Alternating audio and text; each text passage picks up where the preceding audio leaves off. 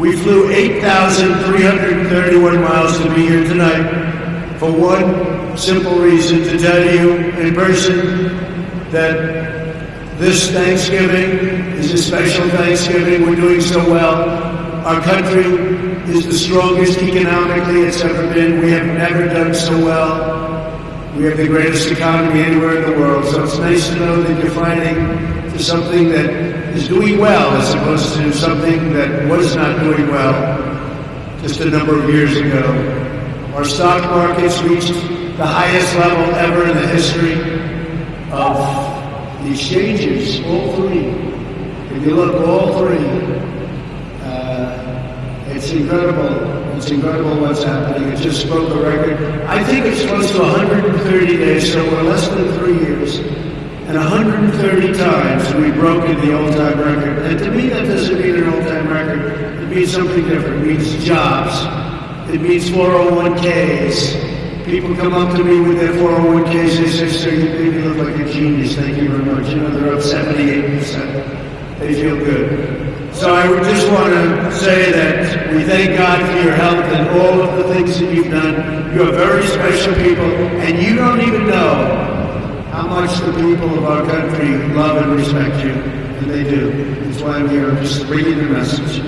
The courageous American warriors in Afghanistan and across the region are leading the fight to vanquish America's enemies and defeat forces of radical Islamic terrorism. I would say it so often during the campaign. That's what we're doing.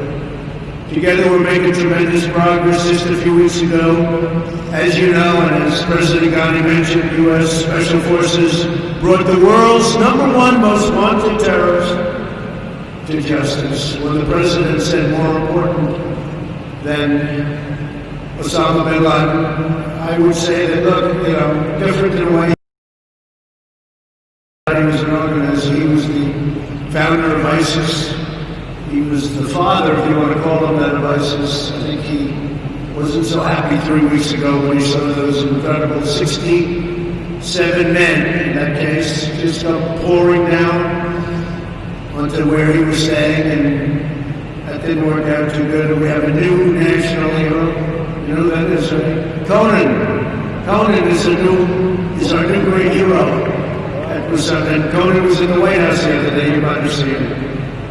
And it was something. But the animal known as al-Baghdadi, the founder, the leader of ISIS, the man that was trying to reinstitute ISIS, because we have 100% of the ISIS caliphate in Syria is now ours. He is dead.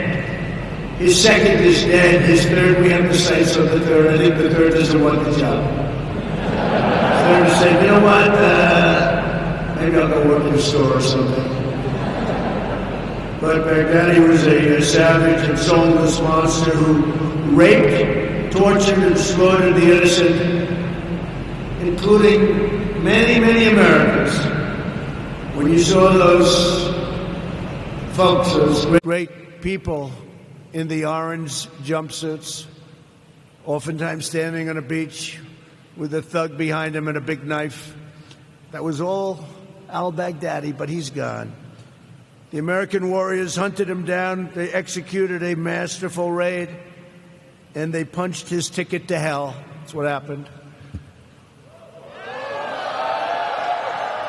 Shortly after we got Baghdadi, we focused on some other elements in the area, and we also started leaving the area because it's secure, but we didn't leave it totally. We kept the oil.